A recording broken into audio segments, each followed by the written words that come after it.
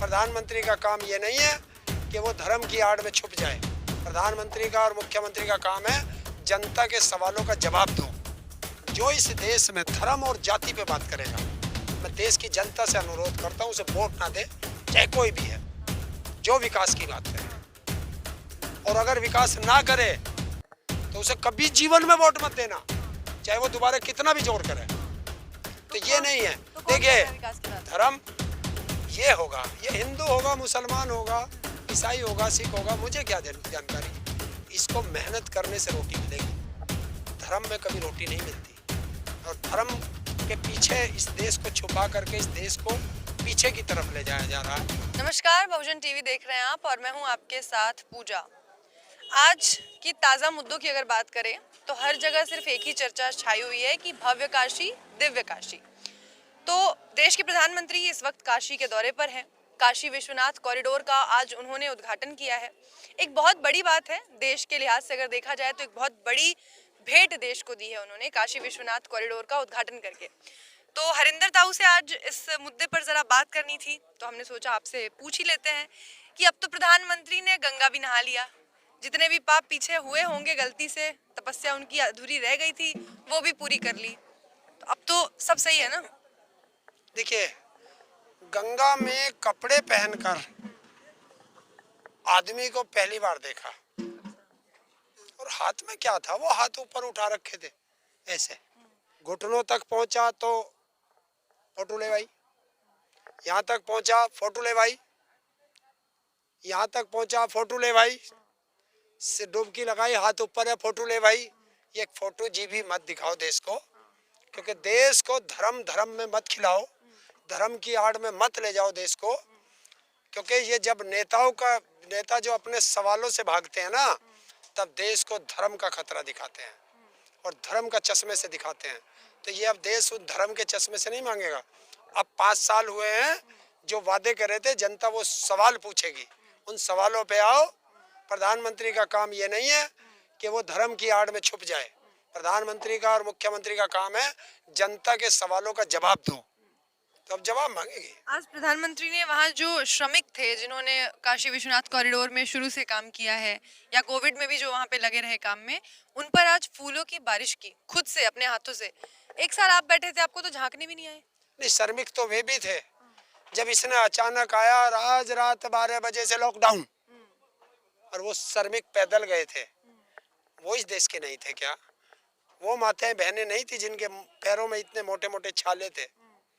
वो नहीं थी कि एक सूटकेस पे अपने बच्चे को सुला करके खींच के ले जा रही है? वो नहीं थे कि उसका बच्चा मर गया और बच्चे को मरे हुए को कंधे से लगा के वो लेके जा रहे थे? वो श्रमिक नहीं थे। वोट आ गई, चुनाव आ गए तो श्रमिक याद आ गए, वरना तो श्रमिकों को कौन पूछता है? यही मोदी है जब काशी में एक वाल्मीकि समाज के पैर धो के पी रहा था, और जब यहाँ वाल्मीकि समाज की बेटी के साथ हाथरस में बलात्कार होके उसकी हत्या हो गई और रात को जलवा रहे थे, तब इन्हें नहीं पता था। तो सब देश याद रखता है। तो ये जो कुछ भी हो रहा है ये सब चुनावी जुमला है। देश को असल मुद्दों से देश की जनता का ध्यान भटकाना है, बाकी कुछ नहीं है। देखिए, मंदिर, मस्जिद, गुरुद्वारे, चर्च ये बनते हैं, ये काम होते हैं आम जनता के। सरकार का काम नहीं होता मंदिर, मस्जिद, गुरुद्वारे, चर्च बनाना, जनता का होता है।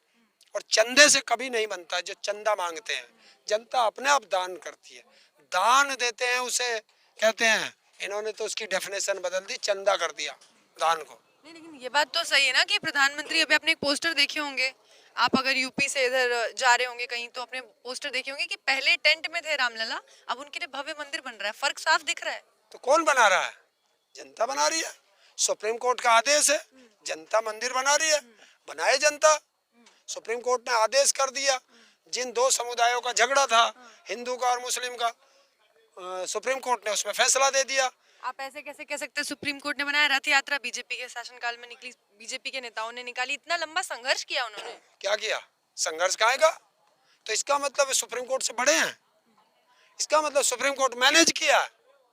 सुप्रीम कोर्ट पे सवाल है ये कि अगर मैं रथ यात्रा निकाल रहा हूँ, अरे आज हम यहाँ 1 साल से थे, सुप्रीम कोर्ट में और लोग गए, हमने मना कर दिया, ना हमारा सुप्रीम कोर्ट से वास्ता है, ना सुप्रीम कोर्ट इसमें फैसला देगा।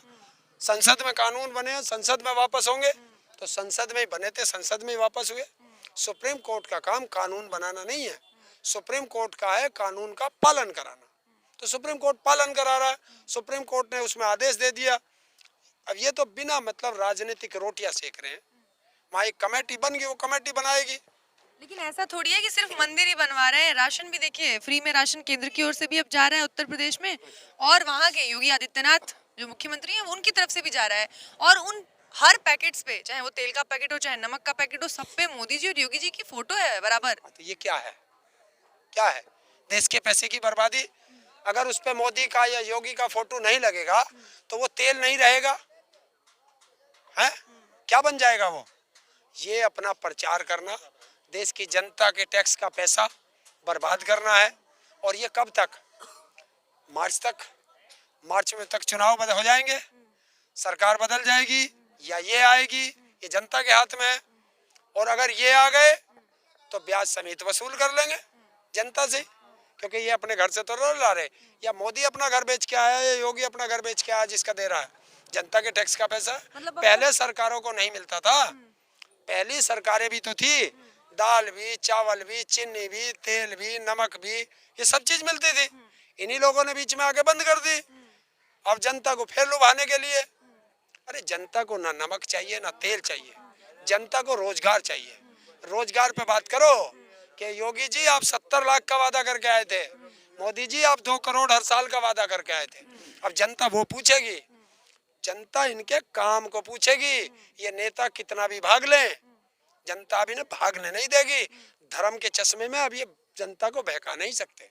हरिंदर था, अब तक जब भी आप बात करते थे तो कहते थे कि ये बस आखिरी है इनका, अब की बार ये नहीं आ रहे, लेकिन आज आप कह रहे हैं कि नहीं, अगर आ गए तो सूद समेत वापस ले लेंगे। मतलब अब आपको भी लग रहा है कि कानून वापसी के बाद से आने के चांसेस हैं? नहीं नहीं, बिल्कुल भी नहीं है। मैं तो एक, देखिए, जनता को समझाने का एक तरीका होता है, मैंने उस तरीके से समझाया। ये तो आप लिख लो, अब जो ये उत्तर प्रदेश में जो लड़ाई चल रही है, ये सिर्फ ये चल रही है कि हार कितनी कम से कम हो। बस ये हार का अंतर कम करना चाह रहे हैं 2024 में, इनकी मट्टी पलीत ना हो जाए 22 के चुनाव को देख के, ये उसके चक्कर में लगे हैं। लेकिन आप भी ये जानते हैं कि राजनीति में आस्था का रंग अगर घोल दिया जाए तो उस रंग को फिर कोई हटा नहीं सकता। उसकी जो तासीर होती है वो इतनी ज्यादा होती है कि लोगों के अंदर उसको भर दिया गया है इस तरीके से। आपको लगता है उत्तर प्रदेश की जनता इतनी समझदार है कि वो इससे हटके मुद्दों पे इस बार वोट करेगी? देखिए बिल्कुल करेगी, क्योंकि भूखे पेट भजन ना होते गोपाला। तो जब तक पेट में रोटी नहीं पड़ेगी भजन नहीं होंगे। तो रोटी तो डाल दिया क्या ना? डाल दिया? क्या डाल दे रहे हैं दिया? ना? फ्री में दे रहे हैं ना। हाँ। कितने दिन देंगे? चुनाव तक। बहुत अच्छा, एक काम करो, मोदी जी से पूछो तो हर आदमी को भरपेट भोजन तो दे दे। हाँ, 83 ग्राम में कितने का पेट भरेगा मुझे बता दो। एक टाइम में 83 ग्राम आता है। गैस कौन देगा? इनका चाचा। सारा राशन दे दोगे, पकाएंगे काहे पे? क्योंकि 1000 रुपए का सिलेंडर, जो व्यक्ति राशन सरकार से ले रहा हो तो गरीब होगा, और गरीब आदमी 1000 रुपए का सिलेंडर कहाँ से लाएगा? तो मोदी जी तुम्हारी तो उज्ज्वला योजना फेल, क्योंकि वो बेचारा चूल्हे पे बनाएगा, जो इस टाइम फेल है, इस समय फेल है उज्ज्वला योजना।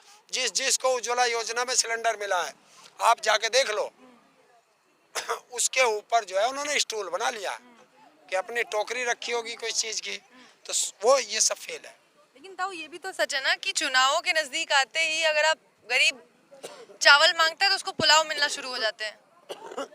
और जब चुनाव खत्म हो जाते हैं तो उसकी चमड़ी से भी उधेड़ लिया जाता है। उसे आप भूल गए,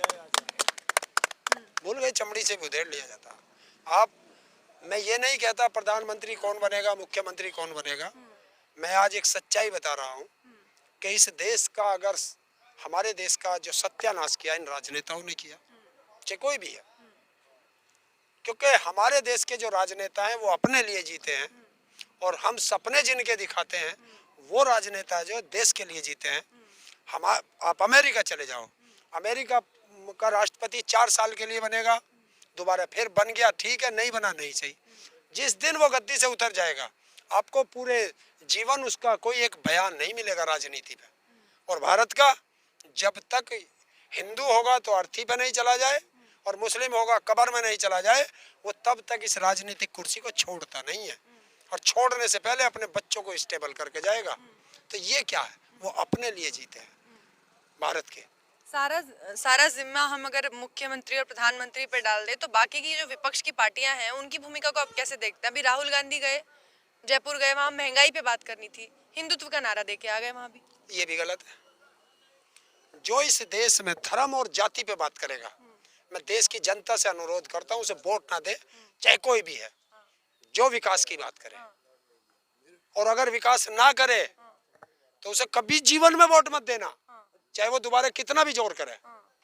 तो ये नहीं है। तो कौन कर रहा देखिए, है विकास की बात? धर्म ये होगा, ये हिंदू होगा, मुसलमान होगा, ईसाई होगा, सिख होगा, मुझे क्या जानकारी। इसको मेहनत करने से रोटी मिलेगी, धर्म में कभी रोटी नहीं मिलती।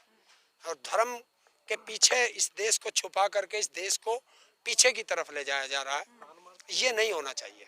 कार्ल मार्क्स की एक कही गई बात है, कहा जाता है कि धर्म अफीम के नशे जैसा होता है। उससे भी घातक है, क्योंकि धर्म में ही तो छिपे हैं।